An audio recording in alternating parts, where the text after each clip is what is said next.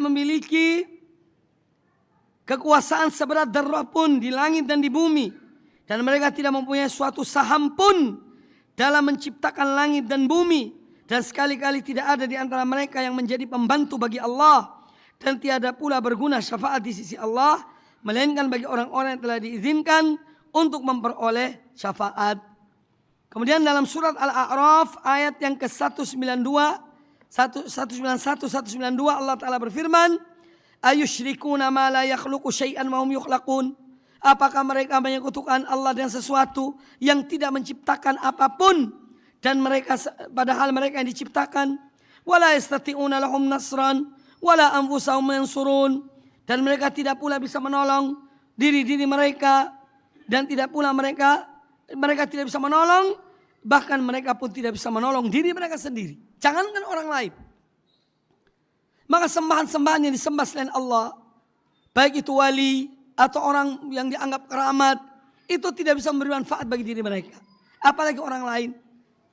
Ya, makanya Allah mensyariatkan orang mati itu dikuburkan supaya mayatnya tidak bisa diganggu oleh binatang, ya, binatang buas, mungkin gali dapat kuburan, dapat bangkai dimakan.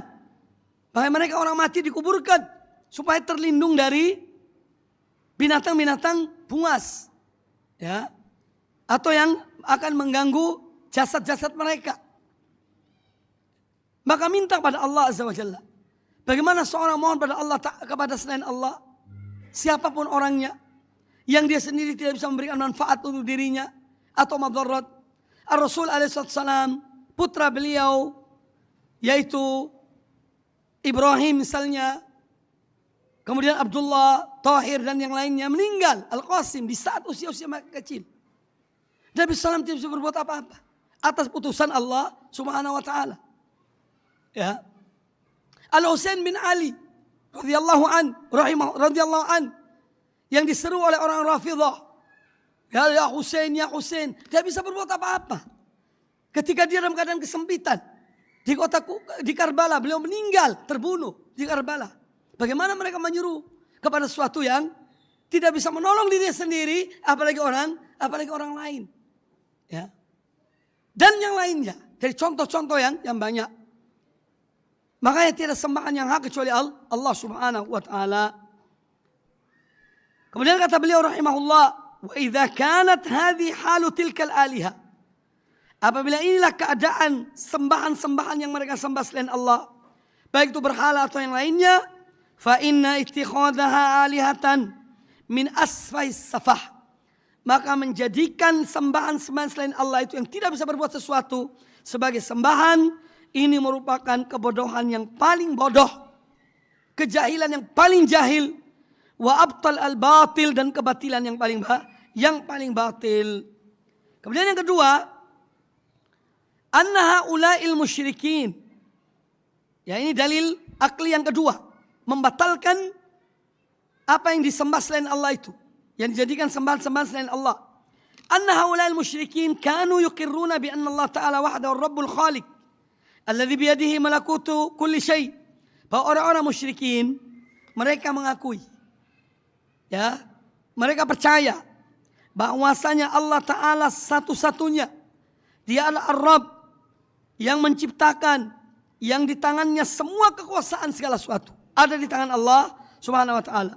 Wa huwa yujiru wa la yujaru alaih. Dan Allah dia yang menyelamatkan, dan seorang tidak ada yang bisa diselamatkan dari azab Allah kecuali dengan pertolongan Allah Ta'ala atau dengan Allah Subhanahu wa taala. Wa hadha yastalzim an yuhiduhu bil ilahiyah. Ini sebetulnya memberikan konsekuensi, kalau mereka yakin tentang hal ini, akan memberikan konsekuensi pada mereka untuk tidak menyembah kecuali Allah, tidak beribadah kecuali hanya kepada Allah Subhanahu wa taala. Kama wahaduhu birrububiyah, sebagaimana mereka telah mentauhidkan Allah dalam hal rububiyah, maka melazimkan mereka untuk mentauhidkan Allah dalam hal uluhiyah.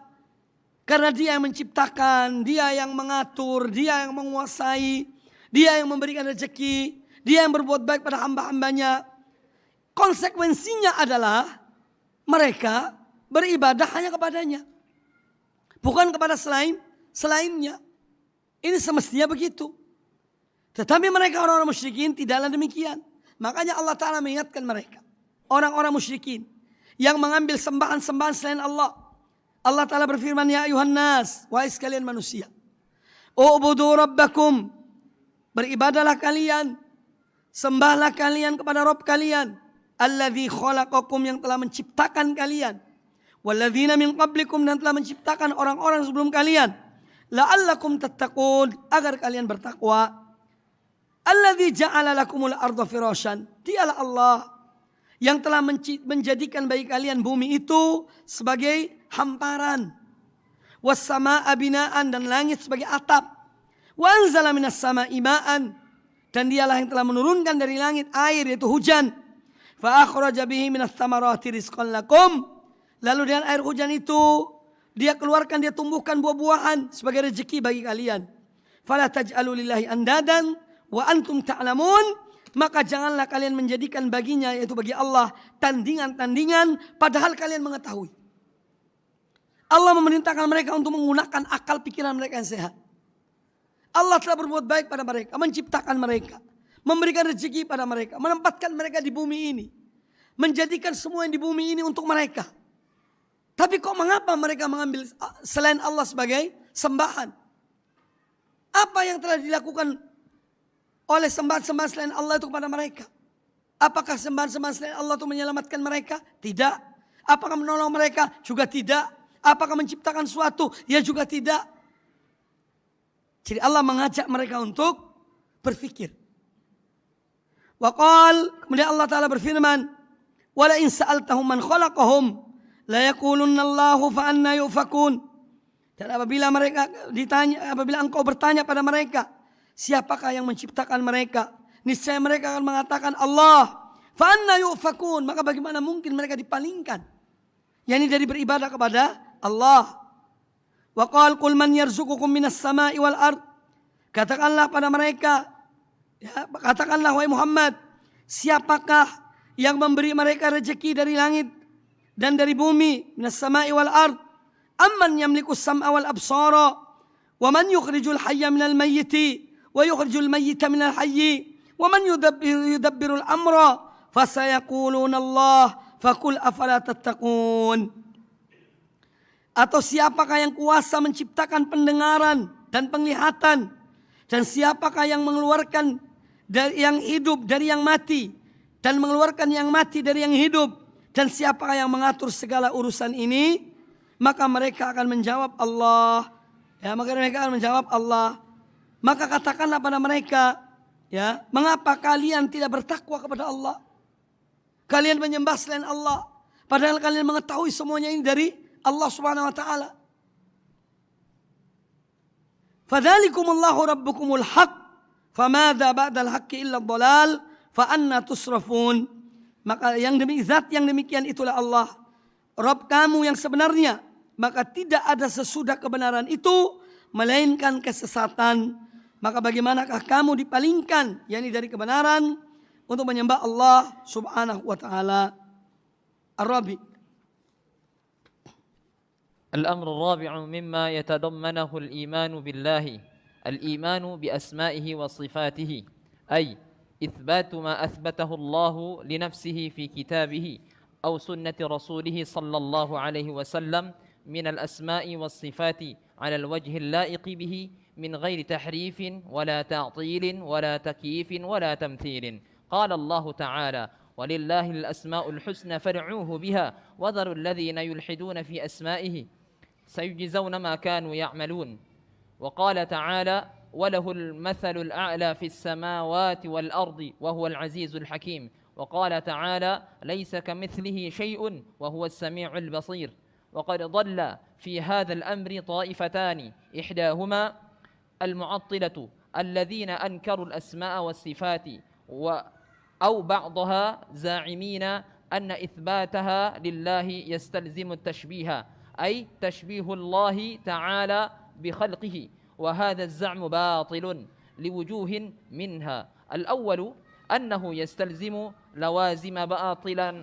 لوازم باطلة كالتناقض في كلام الله سبحانه، وذلك أن الله تعالى أثبت لنفسه الأسماء والصفات ونفى أن يكون كمثله شيء، ولو كان إثباتها يستلزم التشبيه لزم التناقض في كلام الله وتكذيب بعضه بعضا.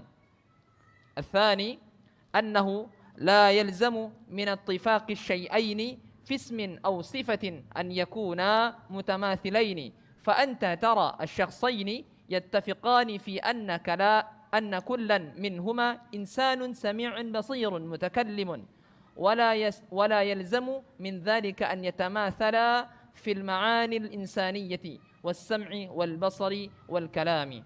وترى الحيوانات لها أيد وأرجل وأعين، ولا يلزم من اتفاقهما هذا أن تكون أيديها وأرجلها وأعينها متماثلة. فإذا ظهر التباين بين المخلوقات فيما تتفق فيه من أسماء أو صفات، فالتباين بين الخالق والمخلوق أبين وأعظم.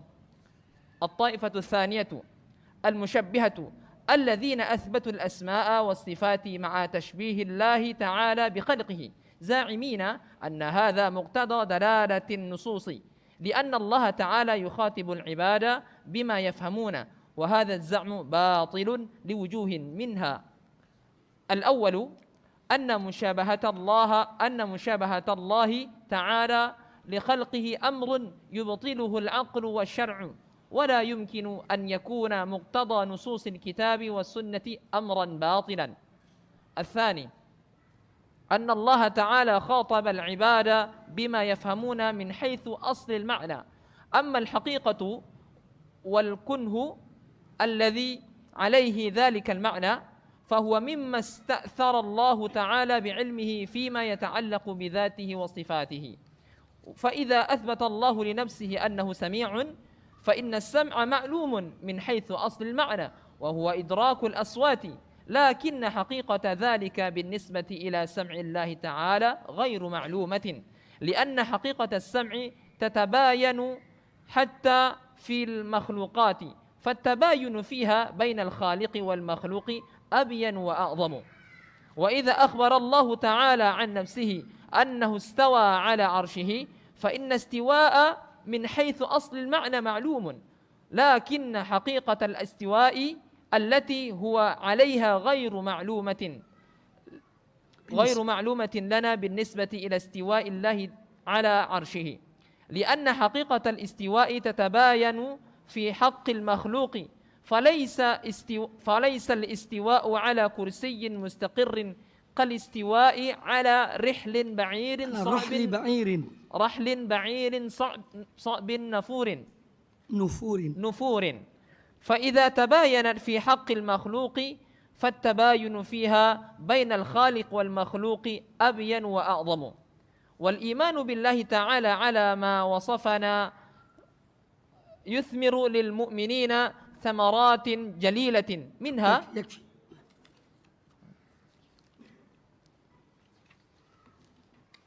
الأمر الرابع.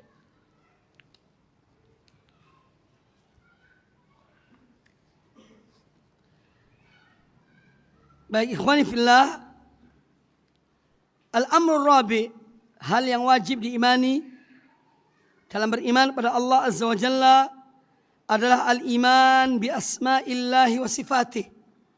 Itu beriman kepada Allah, yaitu dengan nama-namanya dan sifat-sifat Allah Ta'ala. Arti beriman kepada nama-nama Allah dan sifat-sifat Allah yaitu itsbatu ma atsbatahu Allahu li nafsihi fi kitabih. Menetapkan bagi Allah apa yang Allah tetapkan bagi dirinya di dalam kitabnya, yaitu Al-Qur'anul Karim, atau sunnati Rasulih sallallahu alaihi wasallam, atau yang ditetapkan dalam sunnah Rasulullah sallallahu alaihi wasallam, minal asma'i was sifat, dari nama-nama Allah dan sifat-sifat Allah, alal wajhil laiq bihi, yang sesuai dengan Allah Subhanahu wa taala, min ghairi tahrifin, tanpa memalingkan makna. Tahrif itu merubah makna. dari makna sebenarnya ke makna yang lain. Tahrif namanya. Wala ta'til, atau menafikan sifat itu. Ya, ta'til. Wala takyif, tidak pula dengan menggambarkan bagaimana sifat Allah itu. Wala tamthil, dan tidak pula menyamakan sifat tersebut dengan sifat makhluknya. Ini adalah manhaj as-salafus salih ya dalam asma wa sifat. Dalam keimanan mereka pada nama-nama Allah dan sifat-sifat Allah, mereka menetapkan apa yang Allah tetapkan pada dirinya. Dari sifat-sifat Allah dan nama-namanya. Dan juga apa yang ditetapkan oleh Rasulullah SAW dalam hadis-hadis yang sahih. Tanpa merubah maknanya. Tanpa membatalkan maknanya. Yani menafikan maknanya. Atau menafikan sifat itu. Tanpa menggambarkan kaif, bagaimana sifat Allah. Dan tanpa menyerupakan sifat Allah dengan sifat makhluknya. Jadi ini ada akidah Ahlus Sunnah wal Jamaah di dalam masalah ini. Adapun dalil tentang masalah ini adalah apa yang dikatakan oleh Allah Subhanahu wa taala di dalam surat Al-A'raf ayat yang ke-180. Allah Ta'ala berfirman, walillahil asma'ul husna. Dan hanya milik Allah nama-nama yang terbaik. Nama-nama yang terbaik itu hanya milik Allah. Fad'uhu biha. Maka berserulah kalian kepada Allah, berdoalah kalian kepada Allah dengan nama-nama tersebut. وَذَرُوا الَّذِينَ يُلْحِدُونَ فِي أَسْمَائِهِ. Dan tinggalkanlah orang-orang yang mereka mengingkari sifat-sifatnya. Sayujzauna ma kanu ya'malun. Niscaya mereka akan dibalas oleh Allah sesuai dengan apa yang mereka kerjakan. Kemudian Allah Ta'ala berfirman, وَلَهُ الْمَثَلُ الْأَعْلَى فِي السَّمَاوَاتِ وَالْأَرْضِ Wahuwal azizul hakim. Kata Imam Al-Baghawi rahimahullah dalam menafsirkan ayat ini, walahul mathalul a'la, Allah memiliki perumpamaan yang tertinggi, ay as-sifatul ulya. Allah memiliki sifat yang terpuji, sifat yang tertinggi, ya, di langit dan di bumi. Wahuwal azizul hakim, dan dialah zat yang maha perkasa lagi maha bijaksana. Ya, ini makna walahul mathalul a'la. Kata Abdullah bin Abbas, hiya annahu laysa kamitsli syai'un. Arti dari ayat ini sama dengan firman Allah Ta'ala, laysa kamitsli syai'un. Laysa kamitsli syai'un. Tiada satu pun yang serupa dengan Allah. Wa huwas samiul basir, dan dia maha mendengar lagi maha melihat. Wa qala laysa kamitsli syai'un wa huwas samiul basir. Dan juga Allah berfirman, ya, bahwa tiada sesuatu pun yang serupa dengannya, dan dia maha mendengar lagi maha melihat. Saya akan menukil perkataan Imam Ibnu Katsir rahimahullah ta'ala di dalam tafsir Ibnu Katsir. Kata beliau rahimahullah, ya, ketika membawa tafsir thumma stawa alal arsh, thumma qasada wa ala alal arsh. Kemudian Allah menuju ke arsh. Dan Allah beristiwa di atas arsh. Kata Imam Ibnu Katsir rahimahullah, walinnasi fi hadzal maqami maqalatun katsiratun jiddan. Yakni manusia dalam masalah ini mempunyai banyak pendapat tentang masalah ini. Laisa hadza mawdhi'u bastiha. Ini bukan tempatnya untuk membahasnya. Wa innama yuslaku fi hadzal maqam madhhabus salafis salih. Tapi yang ditempuh dalam masalah ini adalah apa yang telah dijalani, yang dipahami oleh madhab salafus saleh. Di antara mereka adalah Malik, itu Imam Malik rahimahullah, Imam Darul Hijrah. Wal Auza'i, wal Thawri, wal Laits bin Sa'ad, wal Syafi'i, wa Ahmad bin Hanbal, wa Ishaq ibn Rahawai, wa ghairuhum, dan yang lainnya di antara ulama-ulama itu min a'immatil muslimin qadiman wa hadithan, di Dan apa yang diikuti oleh imam-imam kaum muslimin yang serupa dengan mereka tadi itu, yang disebutkan nama-nama mereka, baik yang dahulu maupun yang kemudian. Apa manhaj mereka? Wa huwa imraruha kama ja'at, yaitu menjalankan ayat-ayat ini sesuai dengan ayat tersebut. Min ghairi takyifin, tanpa bertanya bagaimana sifat itu. Wala tashbih, dan tanpa menyamakan sifat itu dengan sifat makhluknya. Wala ta'til, dan juga tidak menafikan sifat tersebut. Wadh-dhahirul mutabadiru ila adhanil musyabbihin, dan apa yang tampak secara zahir dalam benak orang-orang yang menyamakan sifat ini dengan makhluk, manfiyun anillah, apa yang mereka samakan itu Allah Maha Suci dari itu semuanya. Dari yang mereka bayangkan, yang mereka samakan dengan sifat manusia, Allah terlepas, Allah Maha Suci dari itu semuanya.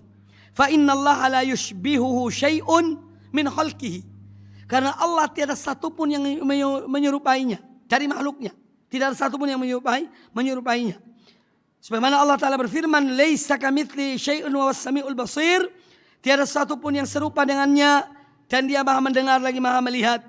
Balil amru kama qala al-a'immatu minhum, bahkan perkara ini sebagaimana yang dikatakan oleh para a'immatul muslimin, para ulama-ulama kaum muslimin, para salaf dahulu.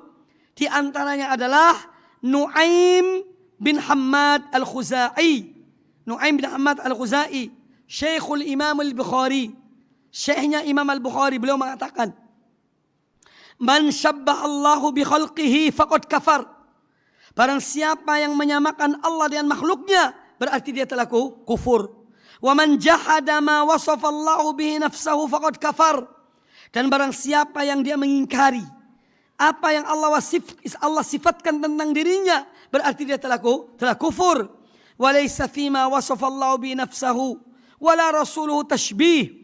Dan pada apa yang Allah sifatkan tentang dirinya dan apa yang disifatkan oleh Rasulullah tentang Allah, tidak ada persamaan. Jangan disamakan dengan makhluknya. Ini wajib beriman kepada Allah dan kepada Rasulnya dalam apa yang Allah beritahukan tentang sifatnya dan apa yang diberitahukan oleh Rasulullah SAW tentang sifatnya. Ya, ini adalah yang merupakan pemahaman Ahlus Sunnah wal Jamaah dari kalangan salaf maupun kalangan khalaf, yaitu yang datang kemudian yang mengikuti mereka para sahabat radhiyallahu anhum ajma'in. Kemudian kata al-musannif rahimahullah ta'ala, wa qad dhalla fi hadzal amri ta'ifatan, telah tersesat, telah menyimpang dalam masalah ini asma dan sifat dua golongan manusia. Golongan pertama ada al-mu'attilah, golongan orang-orang yang menafikan sifat-sifat Allah.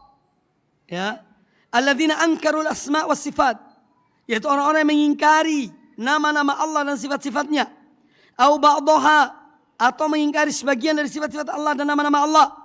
Zaimina anna itsbataha lillah yastalzimu tashbih, yang mana mereka beranggapan bahwa menetapkan sifat-sifat Allah, nama-nama dan sifat-sifat Allah ini mengharuskan menyamakan Allah dengan makhluknya. Ay tashbihullah bi khalqihi. Kata mereka demikian. Kalau Anda menetapkan sifat Allah, berarti Anda menyamakan Allah dengan makhluknya. Wa hadzal za'mu batilun liwujuhin. Dan anggapan ini adalah anggapan yang batil dari sejumlah segi. Yang pertama, al-awwal, annahu yastalzimu lawajim batila katanaqud fi kalamillah subhanahu wa ta'ala. Karena omongan mereka, anggapan mereka bahwa menetapkan sifat Allah itu artinya menyamakan Allah dengan makhluknya, ini adalah kelaziman yang batil. Karena apa? Bertentangan dengan kalam Allah itu nanti akan terjadi pertentangan. Wadhalika, yang demikian itu karena annallaha ta'ala athbata li nafsil asma was sifat. Karena Allah Ta'ala menetapkan bagi dirinya nama-nama dan sifat-sifat. Wa nafa'an yakuna kamitsli syai'un, dan Allah menafikan persamaannya dengan apapun.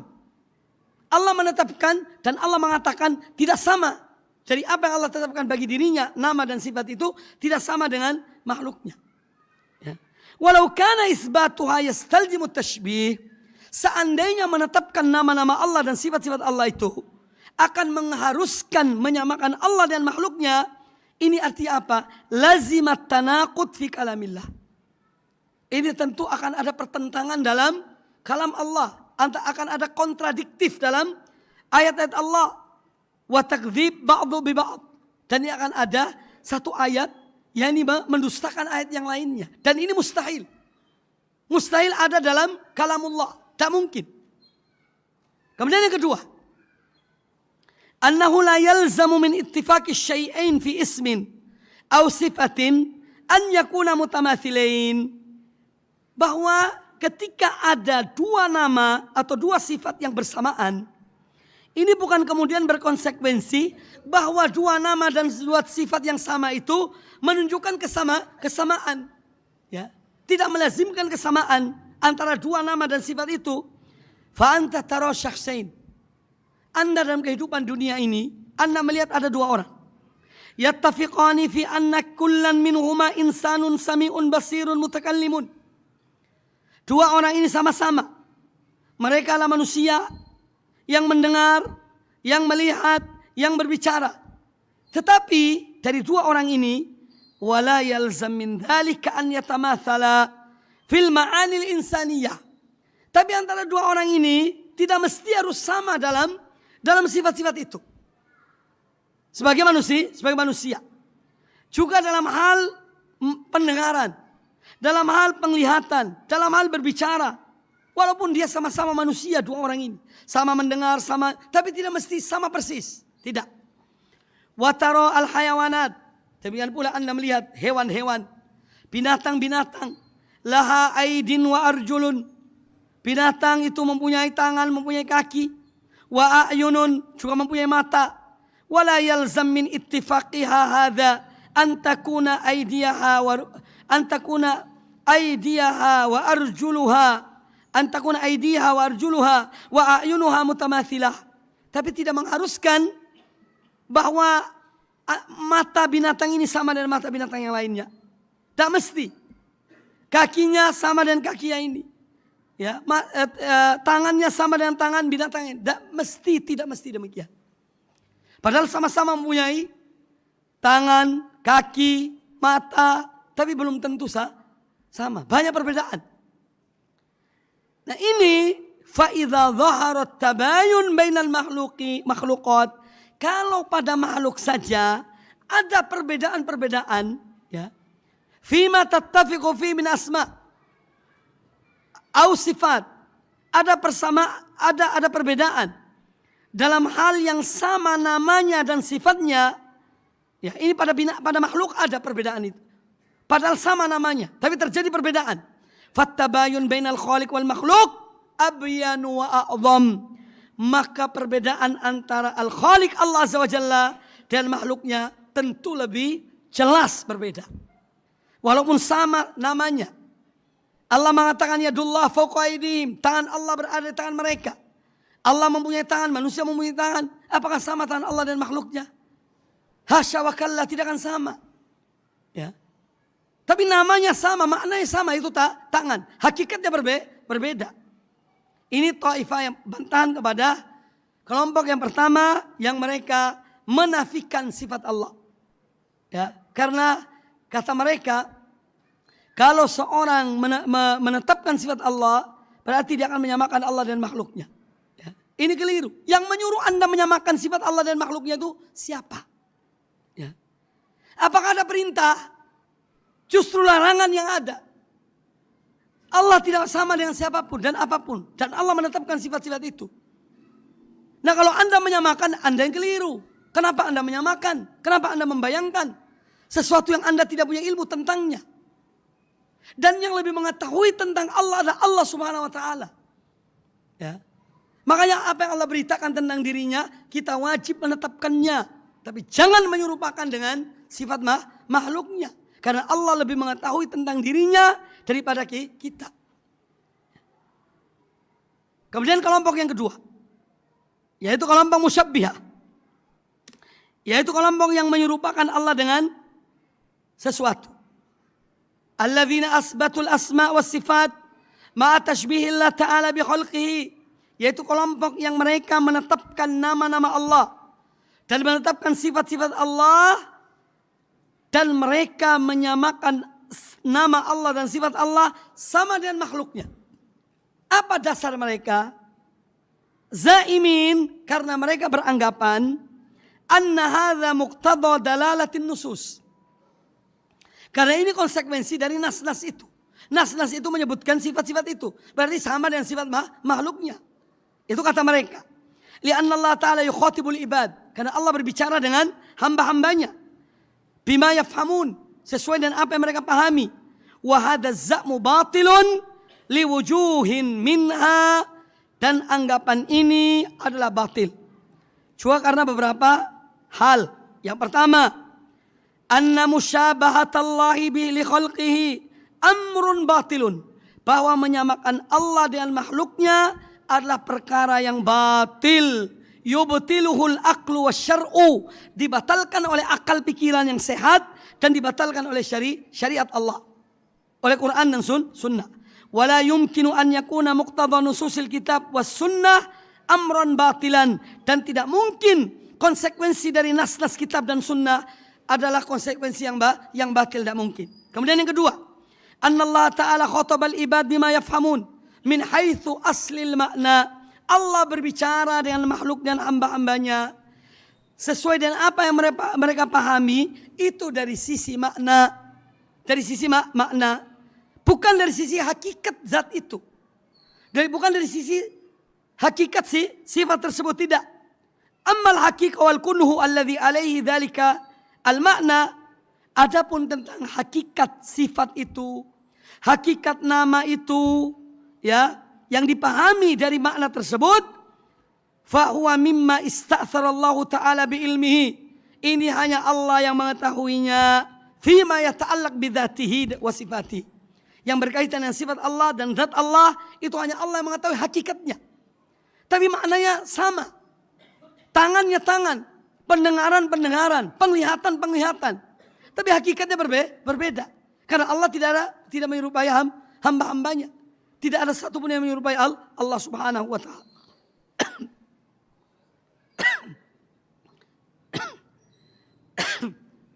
Tidak ada yang menyerupai Allah Subhanahu wa ta'ala. Baik, ikhwani fillah rahimakumullah. Kita skor sedikit adzan isya ya. Aina al-muadzin? Adzin.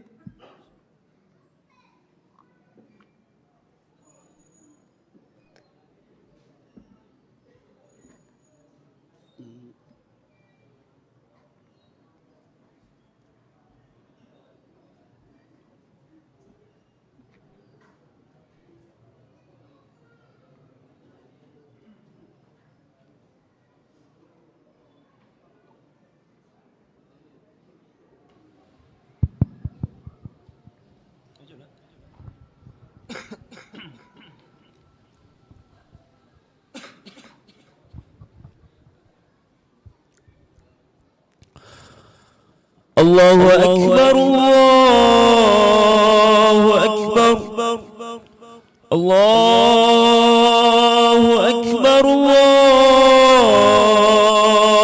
الله أكبر أشهد أن لا إله إلا الله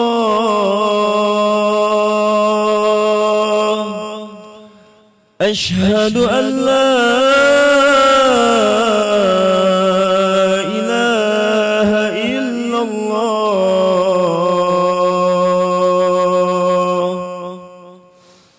أشهد أن محمدا رسول الله أشهد أن محمدا رسول الله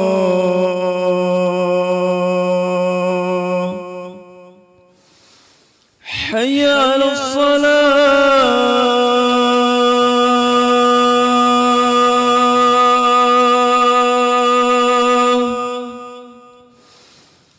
حي على الصلاة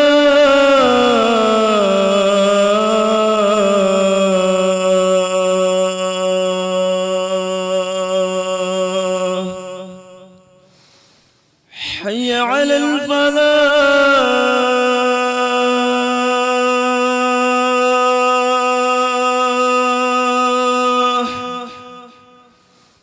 حي على الفلاح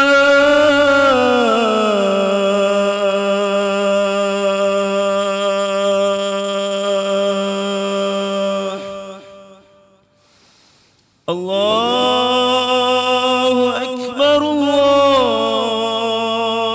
الله أكبر لا إله إلا الله.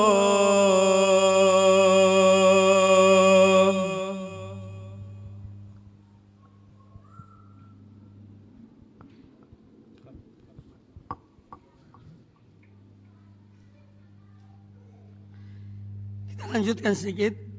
Kemudian kata muallif rahimahullah taala, fa idza athbata Allahu li nafsihi annahu sami', maka apabila Allah menetapkan bagi dirinya bahwasanya dia adalah maha mendengar, fa inna sam'a ma'lumun min haitsu aslil makna. Makna mendengar itu diketahui dari sisi makna mendengar, yaitu tersampainya suara kepada seseorang misalnya kalau di dunia ini. Lakin hakikat dzalika binisbah ila Allah ila sam'illah ta'ala ghairu ma'lum. Akan tetapi hakikat mendengar jika dinisbahkan kepada Allah, maka itu berbeda. Tidak diketahui oleh manusia. Lianna hakikat as-sam'i tatabayanu. Karena hakikat dari pendengaran dan mendengarnya Allah itu berbeda bahkan pada makhluk. Jangankan antara makhluk dengan Al-Khaliq Allah Ta'ala, di antara makhluk berbeda. Ya, dalam pendengaran itu. Fattabayun fiha bainal khaliq wal makhluk abyan wa a'zam. Maka perbedaan sifat ini antara Al-Khaliq Allah Azza wa Jalla dan makhluk juga tentu lebih jelas perbedaan tersebut. Tidak mungkin sama. Ya, tidak mungkin sama. Wa idza akhbara Allah Ta'ala an nafsihi annahu istawa. Dan kalau Allah memberitahukan bahwa tentang dirinya bahwa dia bersemayam ala arsy, di atas arasnya, di atas singgasananya, fa innal istiwa min haitsu aslil makna ma'lum. Maka makna istiwa itu adalah makna yang dari sisi makna aslinya diketahui. Lakin hakikatul istiwa, tapi hakikat istiwa Allah yang dia merupakan sifat Allah ini, maka tidak diketahui oleh manusia. Karena Allah tidak sama dengan makhluknya. Ya, kalau saja pada makhluk dengan makhluk yang lain, istiwanya makhluk dan makhluk berbeda. Apalagi istiwa Allah dengan makhluknya. Falaisal istiwa ala kursiin mustaqirin kal istiwa ala rohli ba'irin so'bin nufur. Seorang misalnya dia berada di atas kursi, ya, yang tetap, kokoh, kuat. Tidak sama dengan orang yang dia berada di atas pelana onta yang liar, ya, yang berlari, ya, yang sulit diatur. Itu dalam hal antara makhluk dan makhluk. Maka bagaimana Anda menyamakan Allah dengan makhluknya? Dan kalau manusia ketika dia berada di atas arsy-nya, dia membutuhkan arsy. Kalau Allah tidak, ya, Allah beristiwa di atas arsy, Allah tidak membutuhkan arsy itu. Karena innallaha ghaniyun hamid. Allah zat yang maha kaya, zat yang maha terpuji. Allah tidak membutuhkan arsy. Ini harus kita tanamkan. Kalau ada raja, karena makna arsy, apa sih makna arsy? Sarirul malik. Bahasanya arti arsy itu tempat duduknya, yaitu raja. Itu arsy namanya. Ya. Kalau seorang manusia dia membutuhkan arsy, jangan kita bayangkan Allah seperti manusia. Karena kalau kita menetapkan arsy itu Allah istiwa di atas arsy-nya, berarti Allah membutuhkan arsy. Tidak. Allah tidak membutuhkan arsy. Ya, Allah tidak membutuhkan arsy. Fa idza tabayanat fi haqqil makhluk, maka kalau istiwa itu berbeda di dalam hal berkaitan dengan manusia, maka tentu istiwa Allah dan istiwa makhluknya jauh lebih berbeda. Makanya Imam Malik rahimahullah ta'ala ketika ditanya oleh seseorang. Kata orang itu ya kepada Imam Malik, Ar-Rahmanu 'alal arsy istawa. Ar-Rahman dia bersemayam di atas arsy. Kaifa istawa? Kata orang itu kepada Imam Malik, bagaimana Allah beristiwa? Maka Imam Malik diam. Ya. Kemudian beliau mengatakan, al-istiwa maklum. Bahwa makna istiwa itu maklum, diketahui maknanya. Ya. Wal kaif ghairu ma'qul. Dan bagaimana itu tidak diketahui. Wal imanu bihi wajib. Dan iman kepada sifat ini wajib. Wasu'alu anhu bid'ah. Dan bertanya tentang hal ini adalah bid'ah. Maka semua sifat Allah itu, ini kaidah yang diucapkan oleh Imam Malik seperti itu. Makna tangan diketahui. Ya. Tapi bagaimana hakikat tangan itu? Tak tahu. Ya. Menetapkannya wajib. Dan bertanya tentang kaifiyah itu adalah sesuatu bid'ah dalam agama. Tidak pernah ditanya oleh para sahabat kepada Nabi SAW. Mereka memahami dan mereka beriman kepada Allah Subhanahu wa ta'ala. Ikut lagi. والإيمان بالله تعالى على ما وصفنا يثمر للمؤمنين ثمرات جليلة منها الأولى تحقيق توحيد الله تعالى بحيث لا يتعلق بغيره رجاء ولا خوف ولا يعبد غيره. الثاني كمال محبة الله تعالى وتعظيمه بمقتضى أسمائه الحسنى وصفاته العليا. الثالثة تحقيق عبادته بفعل ما أمر به واجتناب ما نهى عنه. والإيمان بالله تعالى على ما وصفنا يثمر للمؤمنين ثمرات جليلة. Kita beriman kepada Allah Ta'ala sesuai dengan apa yang telah disebutkan tadi.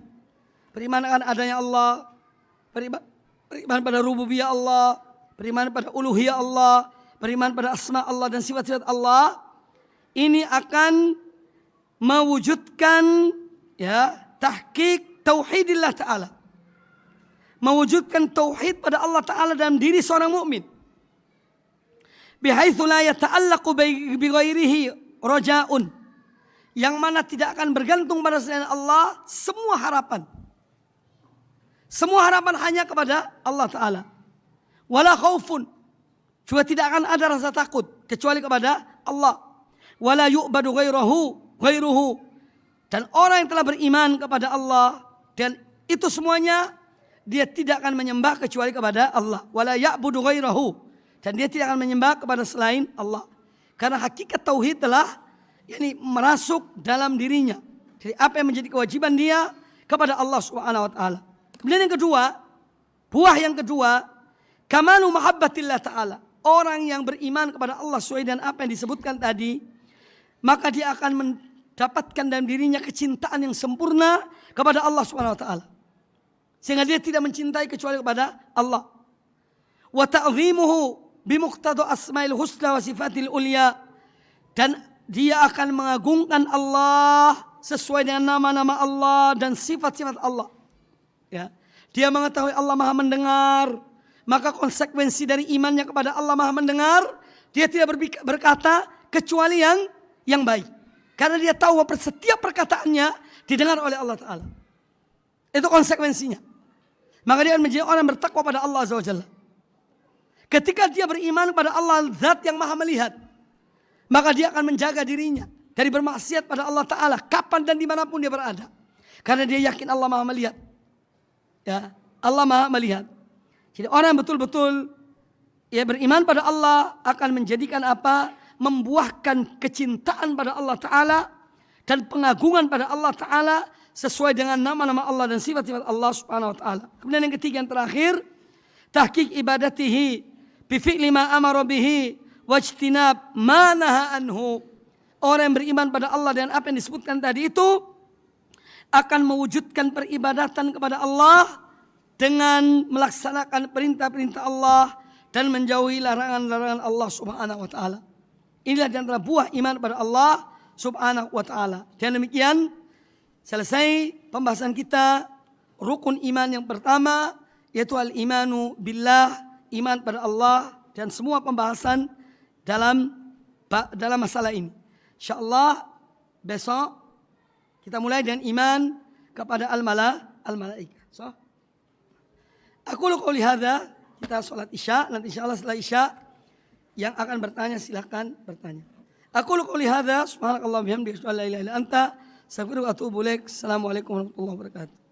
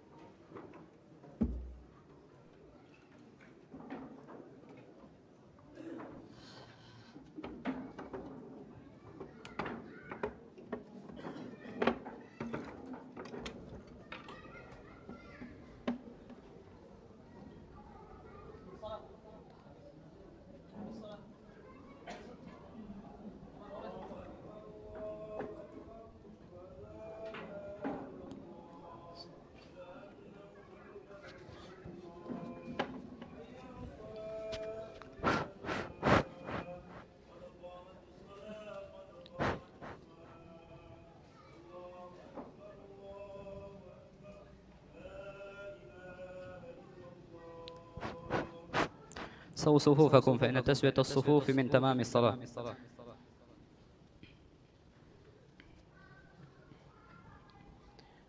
الله أكبر. اللهم نقني كما ينقى اللهم اغسلني أيها الثلج والبرد أعوذ بالله من الشيطان. بسم الله. الحمد لله رب العالمين الرحمن الرحيم مالك يوم الدين إياك نعبد وإياك نستعين اهدنا الصراط المستقيم صراط الذين أنعمت عليهم غير المغضوب عليهم ولا الضالين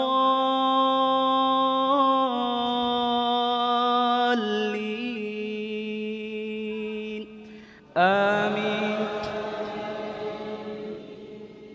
بسم الله الرحمن الرحيم.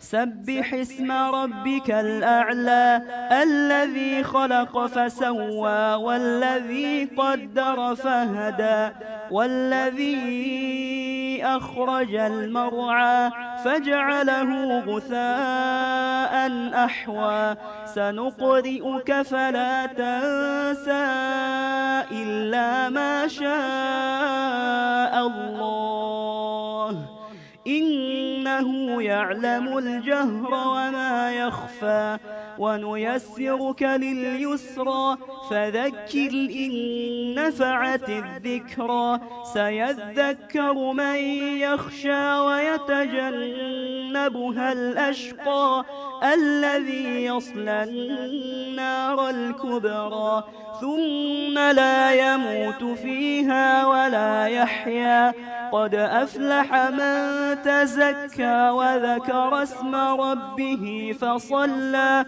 بل تؤثرون الحياة الدنيا والآخرة خير وأبقى إن هذا لفي الصحف الأولى صحف إبراهيم وموسى. الله أكبر. سبحانك اللهم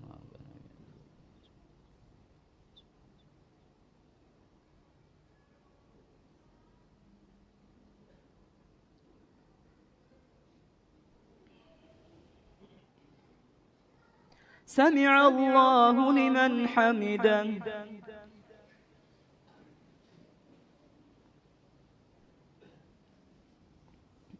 الله أكبر.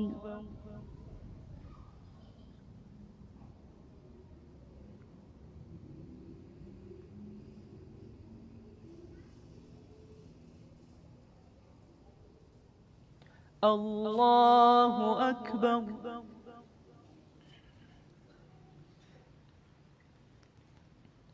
الله أكبر.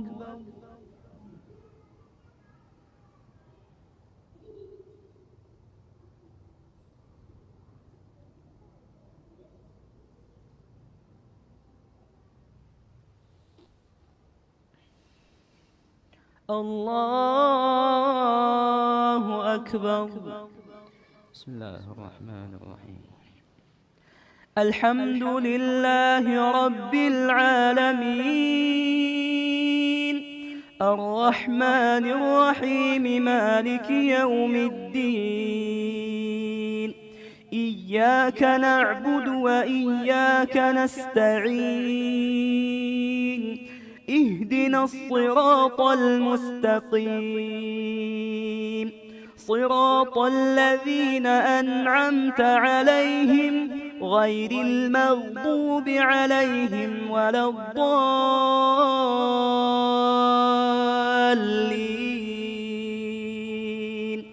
آمين. بسم الله الرحمن الرحيم.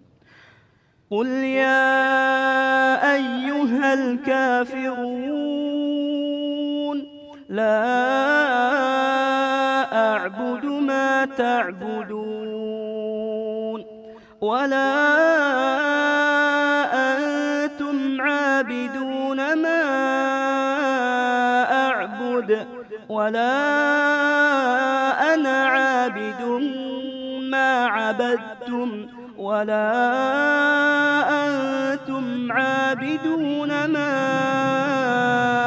أعبد لكم دينكم ولي دين. الله أكبر.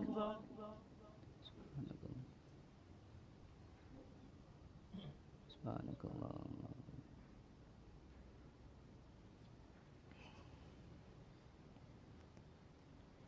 سمع الله لمن حمده.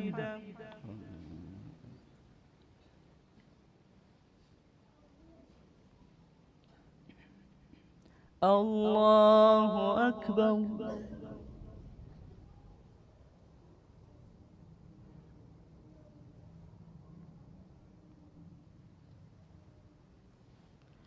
الله أكبر.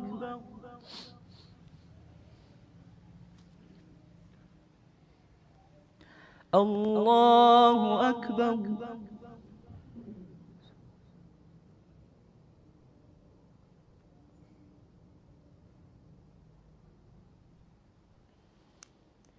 الله أكبر. تحيات بارك. السلام عليك يا النبي ورحمة الله وبركاته.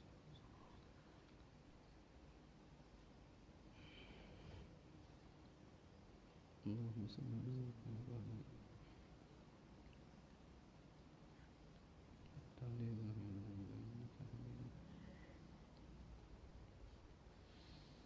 الله أكبر.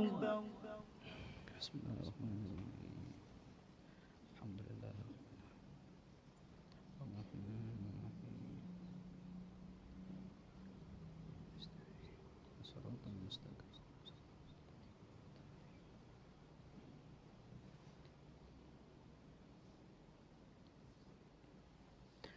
الله أكبر.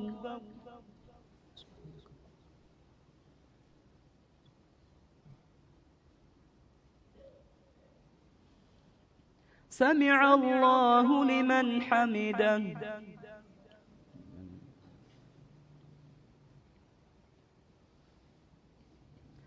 الله أكبر.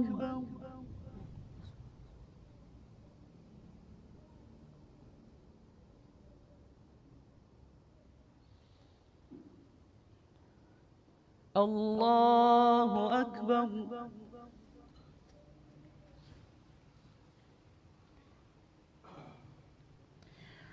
الله أكبر.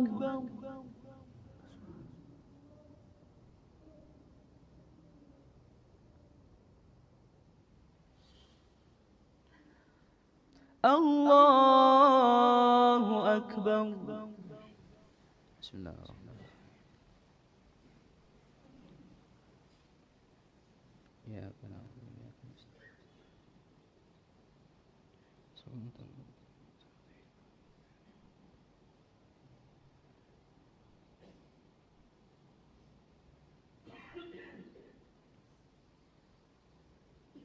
الله أكبر.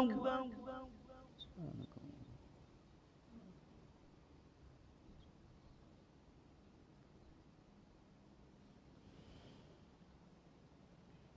سمع الله لمن حمده.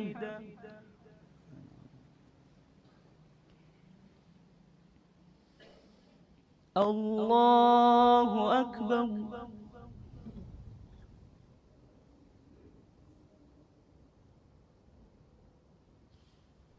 الله أكبر.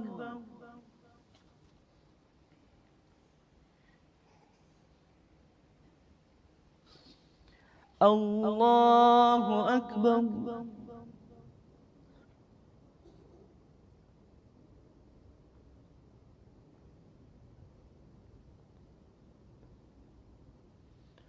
الله أكبر.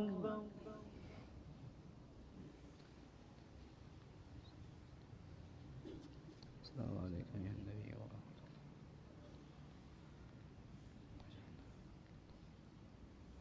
اللهم صل على محمد.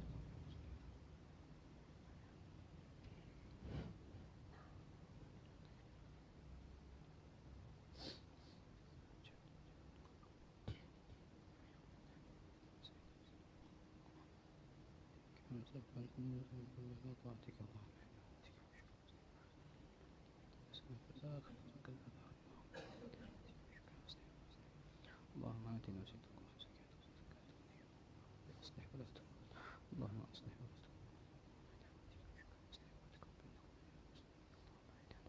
شكرا وحسن عبادتك. السلام عليكم ورحمة الله. السلام عليكم ورحمة الله. استغفر الله استغفر الله استغفر الله. اللهم أنت السلام ومنك السلام تبارك.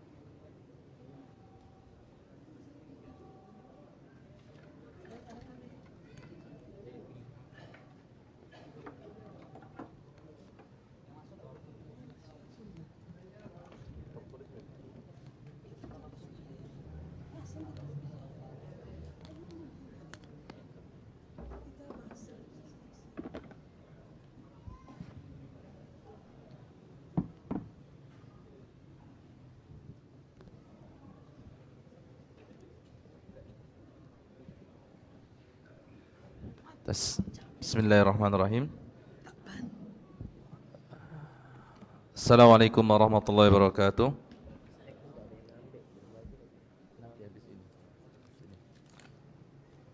Kepada seluruh peserta, bagi yang ingin bertanya, silakan ditulis di kertas. Kita pertanyaan melalui satu pakai kertas saja, tidak ada yang langsung bertanya untuk mempersingkat waktu kita. Bagi yang ingin bertanya, silakan ditulis di kertasnya, kemudian diarahkan ke depan. Nanti insya Allah kita sampaikan ke Ustadz. Dengan al-amalus saleh, seorang bertawassul pada Allah Azza wa Jalla dengan amal saleh, sebagaimana yang diajarkan oleh Al-Quranul Karim. Contohnya adalah dalam surat Ali Imran misalnya. Dalam surat Ali Imran, Allah Subhanahu wa taala menyebutkan tentang orang-orang yang saleh, yaitu orang-orang yang taat pada Allah Azza wa Jalla. Mereka mengatakan, Rabbana innana sami'na munadiyan yunadi lil iman an aminu bi rabbikum fa amanna Rabbana faghfir lana dhunubana wa kaffir anna sayyiatina wa tawaffana ma'al abrar. Ini disebutkan dalam surat Ali Imran. Jadi orang-orang yang beriman pada Allah Azza wa Jalla, mereka bertawassul pada Allah dengan iman. Rabbana, wahai Rabb kami, innana sami'na munadiyan yunadi lil iman. Sesungguhnya kami telah mendengar seorang penyeru yang menyeru kepada keimanan. Fa amanna, maka kami pun beriman ya Allah. Mereka beriman. Kemudian mereka mengatakan pada Allah, memohon ampun. Faghfir lana dhunubana wa kaffir anna sayyiatina wa tawaffana ma'al abrar. Maka mohonlah ampunilah dosa-dosa kami dan hapuslah kesalahan-kesalahan kami dan matikanlah kami bersama orang-orang yang berbuat baik. Ini tawassul dan iman. Fa amanna, kami pun telah beriman. Maka dan iman kami itulah ya Allah, kami mohon ampun pada Engkau. Tawassul dengan amal soleh. Kemudian ada tawassul yang ketiga, yaitu tawassul dengan menyebut atau dengan meminta doa dari orang yang soleh. Apalagi seorang melihat dirinya jauh dari Allah, banyak hal-hal yang dilakukan, dosa, maksiat, kemudian diuji oleh Allah Ta'ala dengan satu ujian. Maka dia kemudian meminta kepada seorang yang dilihatnya orang ini baik, orang ini soleh, taat pada Allah, orang ini jauh dari kesyirikan. Kemudian dia meminta agar orang itu mendoakannya. Ya, tentu dengan keyakinan tetap Allah akan mengabulkan, Allah akan memberikan kepadanya dengan doa orang tersebut. Orang yang soleh yang masih hidup, bukan yang sudah mati. Kalau orang yang sudah meninggal itu didoakan, ya, bukan meminta doa dari orang mati. Orang mati itu minta didoakan, ya. Makanya Allah mengajarkan kepada kita untuk mendoakan orang meninggal, saudara-saudara kita yang telah meninggal. Di antaranya adalah firman Allah Azza wa Jalla dalam surat Al-Hujurat, yaitu seorang mengatakan, Rabbana walladzina ja'u min ba'dihim yaqulun, dan orang-orang yang datang sesudah mereka mengatakan, Rabbana ighfir lana, wahai Rabb kami, wahai Tuhan kami, ampunilah kami. Rabbana ighfir lana wa li ikhwanina alladzina sabaquna bil iman, dan untuk saudara-saudara kami yang telah mendahului kami dan iman. Mereka telah meninggal dan membawa iman, ampunilah mereka. Rabbana faghfir lana dzunubana, Rabbana ighfir lana wa li ikhwanina alladzina sabaquna bil iman wa la taj'al fi qulubina ghillan lil ladzina amanu Rabbana innaka ra'ufur rahim. Jadi yang dimaksud dengan tawassul, meminta doa kepada orang yang soleh, yaitu yang masih hidup, bukan yang sudah meninggal. Orang yang sudah meninggal itu didoakan. Siapapun orangnya didoakan. Ya, bukan dimintai dari orang tersebut. Jadi jelas itu jenis tawassul yang ketiga, yaitu minta doa kepada orang yang kita anggap soleh, taat, dan kelihatan dalam kehidupan sehari-harinya. orang ini baik, orang ini soleh, kita minta doa dari orang tersebut. Ini dibolehkan. Wallahu a'lam.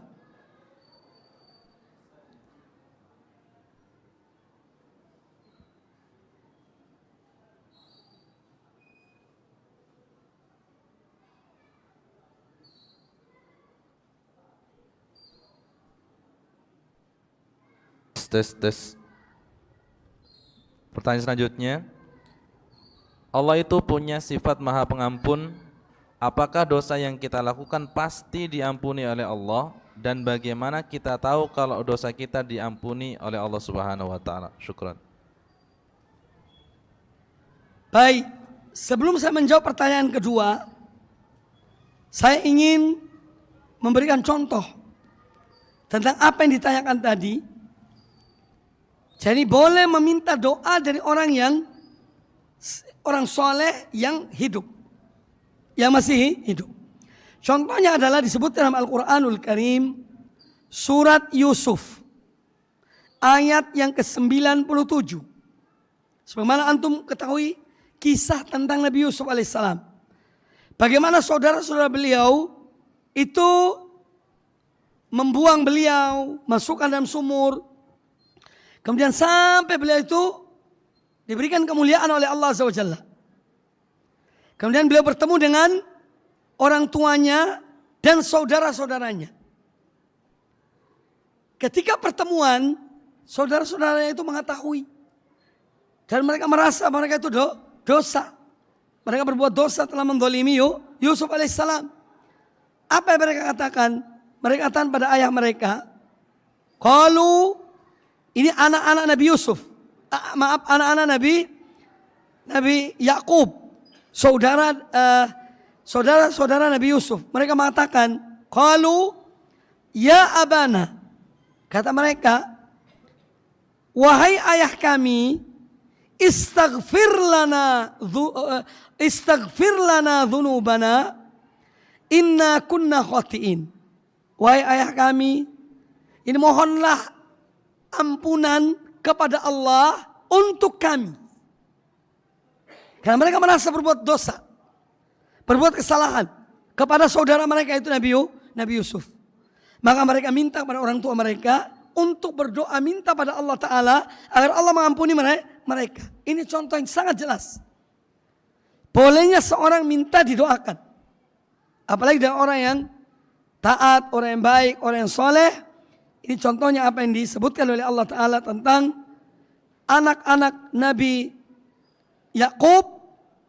Mereka minta kepada ayah mereka untuk mendoakan mereka agar Allah mengampuni dosa mereka, karena mereka telah berbuat kesalahan terhadap Yusuf alaihissalam. Ini dalilnya. Adapun pertanyaan yang kedua yang ditanyakan tadi, yaitu Allah Ta'ala zat yang maha pengampun, apakah dosa yang kita lakukan pasti diampuni oleh Allah Azza wa Jalla? Dan bagaimana kita mengetahui kalau dosa kita diampuni? Baik, seorang harus meyakini bahwa Allah maha pengampun. Karena di antara nama Allah itu adalah Allah itu Ghaffar, Allah itu Ghafur, Allah itu Tawwab, Allah itu Afuun. Ya, ini semua menunjukkan nama-nama Allah dan sifat-sifat Allah, bahwa dia zat yang maha pengampun, zat yang banyak memaafkan hamba-hambanya, zat yang maha menerima taubat dari hamba-hambanya. Ya, maka seorang harus meyakini bahwa Allah adalah zat yang maha pengampun, dan Allah mengampuni hamba-hambanya yang kembali kepada Allah, yang bertobat pada Allah. Bahkan Allah senang kepada hamba-hambanya yang kembali pada Allah Ta'ala. Ya, Allah gembira ketika ada hambanya yang bertobat pada Allah Azza wa Jalla. Nah, apakah dosa yang kita lakukan pasti diampuni oleh Allah? Apabila seorang betul-betul dia bersungguh-sungguh meminta ampun pada Allah dari dosa yang pernah dilakukan, maka Allah pasti akan memberi ampunan padanya. Jangan ragu. Jangan ragu. Ini yang pertama. Kemudian yang kedua, bahwa semua dosa sebesar apapun yang dilakukan oleh seorang hamba pada Allah Azza wa Jalla, kalau dia kembali pada Allah, mohon ampun pada Allah, maka Allah adalah zat yang maha pengampun. Qul ya ibadiyalladzina asrafu ala anfusihim la taqnatu min rahmatillah innallaha yaghfirudz dzunuba jami'an. Katakanlah wahai Muhammad, wahai hamba-hambaku yang mereka telah mendolimi diri-diri mereka. Qul ya ibadiyalladzina asrafu ala anfusihim la taqnatu min rahmatillah. Janganlah kalian putus asa dari rahmat Allah. Innallaha yaghfirudz dzunuba jami'an. Sesungguhnya Allah mengampuni semua dosa. Jadi apabila hamba itu kembali kepada Allah dan bertobat pada Allah Ta'ala. Makanya Allah menyuruh kita untuk apa? Fafirru ilallah. Berlarilah kalian pada Allah dan minta ampun pada Allah, mendekatkan diri pada Allah. Ya, dari dosa apapun. Yang ketiga yang harus diketahui bahwa dosa manusia itu ada dua jenis. Ada dosa yang kaitannya seorang hamba dengan Allah Ta'ala. Tidak ada hubungan dengan manusia. Nah ini kalau seorang betul-betul minta ampun pada Allah, bertobat pada Allah, Allah jelas akan mengampuni. Dosa yang kedua, dosa yang ada kaitannya dengan manusia. Dalam hal berkaitan dengan hak-haknya. Entah itu berupa darah, atau harta, atau kehormatan. Nah, kalau dosa ini, ya, tentu seorang hamba minta ampun pada Allah Ta'ala. Tetapi dia harus menyelesaikan permasalahannya di dunia ini dengan orang yang dia zalimi darahnya, atau hartanya, atau kehormatannya. Ya, baru dia diampuni oleh Allah Azza wa Jalla. Kalau tidak, tetap akan dituntut di akhirat kelak. Walaupun Allah mengampuni dosa-dosa dia yang lain, tapi hak-hak manusia yang diambilnya dengan cara yang tidak benar, kehormatan seorang muslim yang dijatuhkannya, ya, ini tetap akan ada tuntutan di akhirat kelak kalau tidak diselesaikan di dunia ini. Yang ini harus kita pahami. Ya. Maka dari itu, sebagian ulama mengatakan dosa seorang hamba kepada sesama manusia itu lebih berat daripada dosa kepada Allah Ta'ala. Kalau Allah Maha Pengampun, dia akan mengampuni dosa hambanya. Tapi kalau dengan sama manusia ini ada kaitannya. Seorang mati syahid, ya, itu pun tetap akan ditagih hutangnya kalau dia mempunyai hutang. Walaupun semua dosa diampuni. Tapi kalau ada hutang piutang, hak manusia yang diambilnya, ini tetap ada tuntutan di akhirat kelak. Hati-hati dalam masalah hubungan dengan manusia. Kemudian poin yang juga ditanyakan dalam pertanyaan ini, bahwa bagaimana kita mengetahui dosa kita diampuni oleh Allah Azza wa Jalla. Allah ketika merahasiakan Allah mengampuni atau tidak itu rahasia, tidak ada yang tahu. Itu supaya kita itu istiqomah. Ya, seandainya setiap orang diberitahukan oleh Allah, aku telah mengampuni kalian, dia mungkin mengulangi lagi dosanya. Ya. Maka di antara hikmah kita tidak mengetahui apakah dosa kita diampuni oleh Allah, supaya seorang hamba tetap berharap kepada Allah Azza wa Jalla. Jangan putus asa dari rahmat Allah. Yang kedua, supaya orang itu dia terus menjauh dari perbuatan dosanya, dan agar dia tetap istiqomah di dalam taubatnya. Selebihnya serahkan pada Allah Subhanahu wa Ta'ala. Dan seorang harus yakin pada Allah, tidak boleh ragu kepada Allah Subhanahu wa Ta'ala. Maka kalau dia berbuat dosa, kemudian dia bertobat pada Allah, serahkan pada Allah Azza wa Jalla dan penuh keyakinan bahwa Allah mengampuni dosanya. Ya. Kemudian ada sebagian ulama menyebutkan di antara tanda-tanda orang itu diampuni dosanya adalah dadanya itu lapang. Setelah dia betul-betul berhenti dari tobatnya, ya, dia diberikan oleh Allah Ta'ala lapang dadanya. Ya. Ada ketenangan dalam dirinya. Karena dia betul-betul bertobat pada Allah Ta'ala. Makanya Allah menyebutkan, ya ayyuhalladzina amanu tubu ilallahi taubatan nasuha. Wahai orang-orang beriman, bertobatlah kamu kepada Allah dan tobat yang nasuh, tobat yang murni, tobat yang benar. Apa sih makna tobat nasuh? Para ulama menyebutkan tobat nasuh itu, ada sebagian mengatakan tobat nasuha, yaitu tobat dari semua dosa yang dilakukannya. Ya, karena mungkin seorang berbuat dosa, macam-macam dosa. Makan riba iya, syirik iya, minuman keras iya, ya, dan yang lainnya. Nah, dia berhenti dari semua dosa itu. Ini namanya tobat nasuha. Sebagian ulama mengatakan tobat nasuha itu adalah tobat yang betul-betul murni, mukhlis dari orang yang mengerjakannya. Tobat itu. Ya. Dia betul-betul berhenti dari dosa tersebut. Jadi ada sebagian ulama mengatakan tobat nasuha itu adalah tobat dari semua dosa yang pernah dilakukan oleh seorang hamba. Yang kedua ada yang mengatakan tobat yang betul-betul mukhlis, ya, karena Allah Ta'ala. Karena makna nasuh yaitu yang khalisah, yang murni, mukhlis karena Allah Subhanahu wa Ta'ala. Wallahu a'lam. Taib, jazakallahu khairan. Kemudian selanjutnya pertanyaan, Ustadz, apakah makna melihat wajah Allah di surga nanti itu artinya kita melihat seluruh zat Allah atau hanya wajah Allah saja?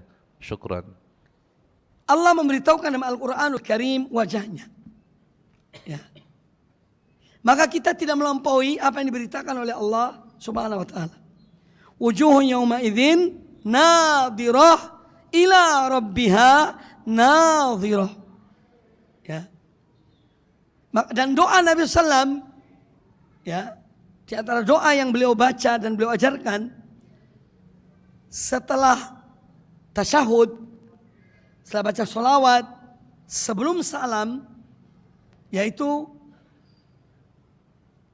aku memohon pada Engkau ya Allah an-nadhara ila wajhika wasyauqa ila liqa'ika was'aluka an-nadhar ila wajhika.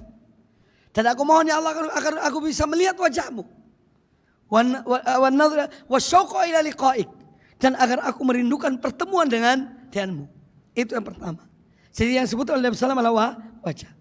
Dan tidak mungkin ini melihat Allah bisa meliputi Allah Ta'ala.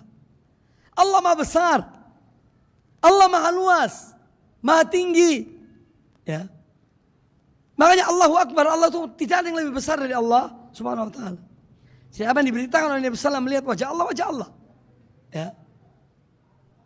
Kita tidak melampaui itu, karena kita tidak bisa mencakupi Allah secara menyeluruh, tidak mungkin. Wallahu a'lam. Jazakallahu khairan Ustaz. Selanjutnya ada yang mengatakan bahwasanya ketika ada orang mengatakan saya tidak mengharapkan apa-apa yang ada di sisi Allah, tapi orang yang mengatakan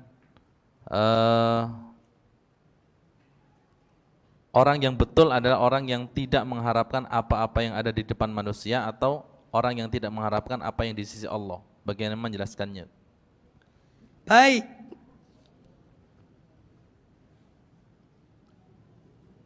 Ini orang mengatakan demikian, ya, ini tidak benar. Karena seorang hamba beribadah pada Allah Ta'ala, itu dia menginginkan sesuatu dari Allah. Jangankan akhirat dan harapan pada Allah Ta'ala, yang kita kerjakan di dunia ini, entah itu berdagang, bermuamalah dengan manusia, bergaul dengan seseorang, berbuat sesuatu, itu mesti ada yang kita inginkan. Ya, ada yang kita inginkan di balik semua muamalah itu. Nah, kalau pada manusia kadang-kadang kita berbuat, kita bergaul, kita berusaha, ada hal yang kita ingin positif darinya, ya. Padahal manusia itu fakir, manusia itu miskin walaupun dia kaya.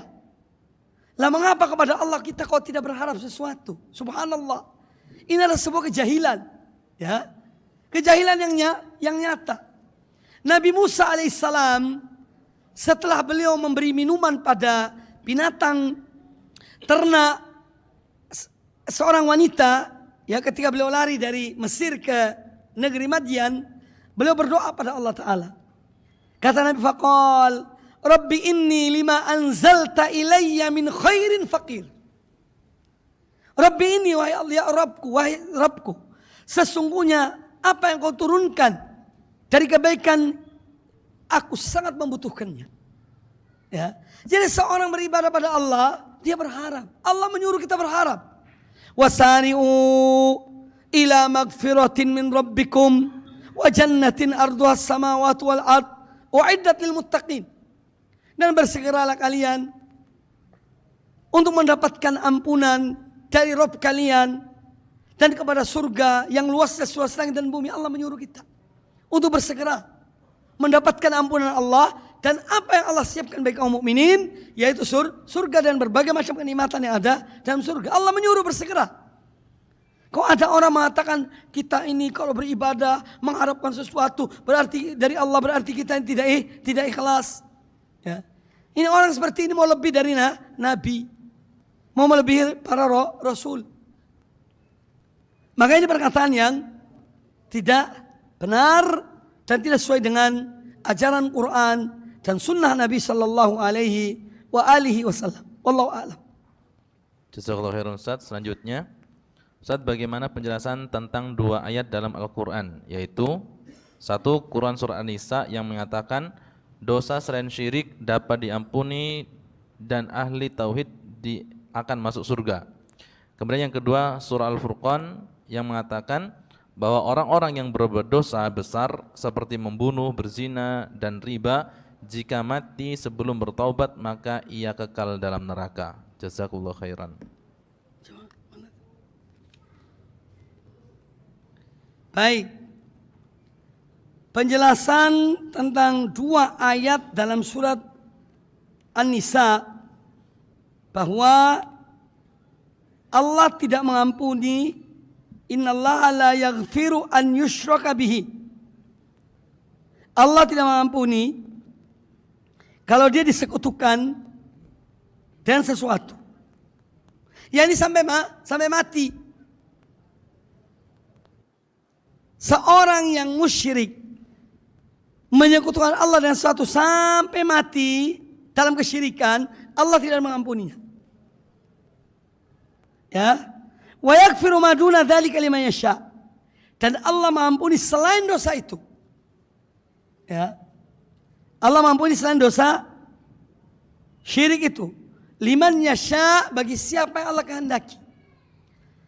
Nah, dosa selain syirik itu, kata para ulama Ahlus Sunnah wal Jamaah, dalam akidah mereka, kalau seorang mati dalam keadaan berbuat dosa besar selain syirik, maka itu tahta masyiatillah, tergantung pada kehendak Allah. Kalau Allah menghendaki, Allah mengampuninya langsung, dan rahmatnya dan karunia Allah mengampuni dia dan tidak diazab.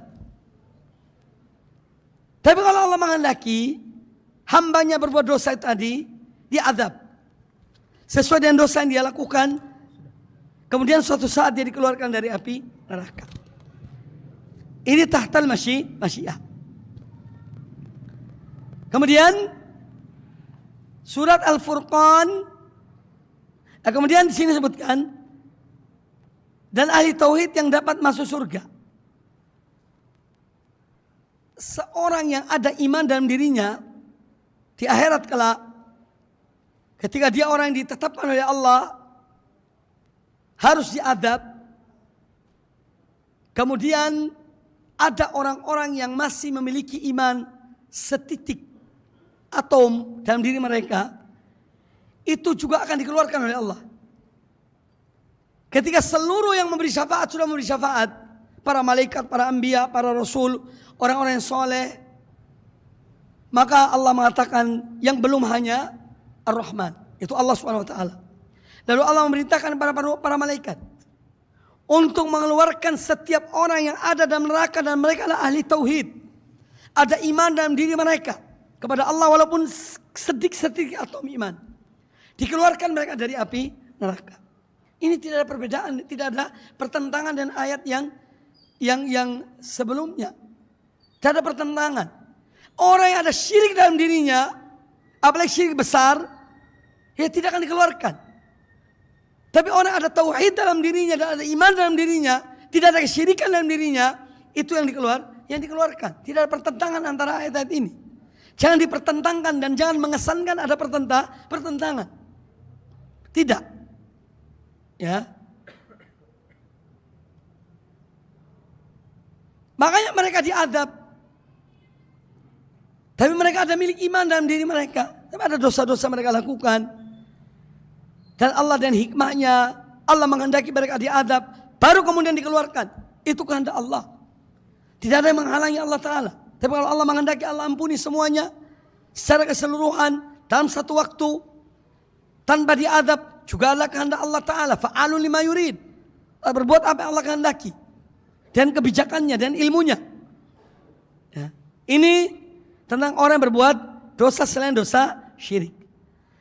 Adapun dalam surah Al-Furqan dan Al-Baqarah mengatakan bahwa orang yang berbuat dosa besar seperti membunuh, berzina, dan riba jika mati sebelum bertobat, maka kekal dalam neraka.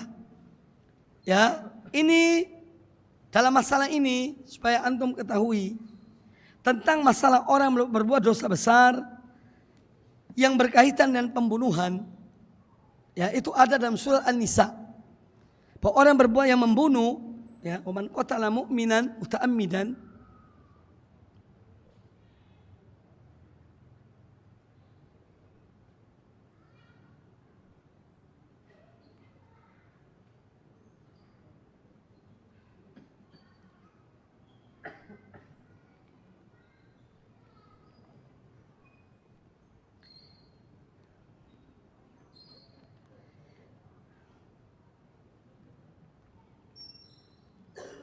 disebutkan di sini diantaranya adalah dalam surat An-Nisa ayat yang ke-93. Wa man yaqtul mu'minan muta'ammidan. Barang siapa membunuh seorang mukmin dengan sengaja. Fajazauhu jahannamu. Maka balasan baginya adalah neraka jahannam. Khalidan fiha. Wa ghadiballahu alaihi. Dia kekal di dalamnya dan murka Allah padanya. Wala anahu, dan dia diazab, dilaknat oleh Allah. Wa addalahu azaban azima. Ada 5 poin orang membunuh seorang mukmin. Abdullah bin Abbas radhiyallahu anhuma berpendapat orang yang membunuh orang mukmin dengan sengaja itu kekal dalam neraka. Ini pendapat Abdullah bin Abbas. Antum bisa lihat dalam tafsir Ibnu Katsir. Kemudian di bawah Ibnu Katsir pendapat ulama, jumhur ulama mengatakan semua dosa selain syirik kalau dilakukan oleh seorang hamba, kalau diadab tidak akan kekal. Illa syirik, kecuali syirik. Jadi pendapat ini pendapat Abdullah bin Abbas, bukan pendapat yang lain.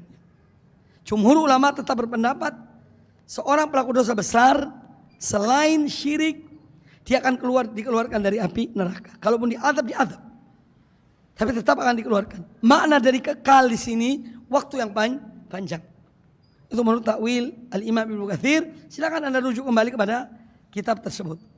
Jadi ada pun masalah zina tidak ada mengatakan kecuali orang menghalalkan. Dan keyakinan zina itu halal, boleh. Itu jelas itu murtad. Ya. Jelas murtad. Kecuali orang jahil yang tinggal di negeri kafir. Orang muslim, tapi dia tidak ada ilmu yang sampai kepadanya. Itu lain, dia harus dijelaskan. Ya. Tapi kalau seorang menghalalkan dengan keyakinan zina itu halal, tidak ada ulama meragukan bahwa orang itu kafir, murtad dari Islam. Kecuali dia orang jahil. Maka dia diajarkan, dia diarahkan, atau di kepalanya ada syubhat. Maka dihilangkan syubhatnya dengan ilmu. Ini masalah zina. Kemudian sebagian pula orang menghalalkan riba dan keyakinannya, bukan dengan perbuatan, tapi dengan keyakinannya. Dia berkeyakinan bahwa riba itu boleh. Riba itu halal. Ini yang jelas itu keluar dari Islam. Tapi kalau dia melakukan riba dan dia tetap mengatakan bahwa riba itu haram hukumnya, maka dia melakukan dosa besar. Kalau Allah menghendaki, Allah mengampuninya. Kalau Allah menghendaki dia diazab, kemudian dikeluarkan dari api neraka. Ini pendapat para ulama tentang masalah pelaku dosa besar. Wallahu a'lam. Terserah. Cukup. Baik, ikhwani fillah rahimakumullah. Semoga apa yang disampaikan bermanfaat bagi kita semuanya. Dan insya Allah masih ada pertemuan-pertemuan berikutnya. Itu besok kita masih membahas 5 rukun iman. Mudah-mudahan selesai. Ya, iman pada para malaikat, pada kitab-kitab Allah, para rasul Allah, iman kepada hari kiamat, dan iman kepada takdir Allah yang baik dan yang buruk. Aku qouli hadza. Semoga apa yang disampaikan bermanfaat. Kurang lebihnya saya mohon maaf. Subhanakallah wa bihamdika, asyhadu an la ilaha illa anta, astaghfiruka wa atubu ilaik. Wa sallallahu wasallam wa baraka ala nabiyyina wa ala alihi washabihi ajma'in. Thumma assalamu alaikum warahmatullahi wabarakatuh. Assalamualaikum warahmatullahi wabarakatuh. Jazakallah.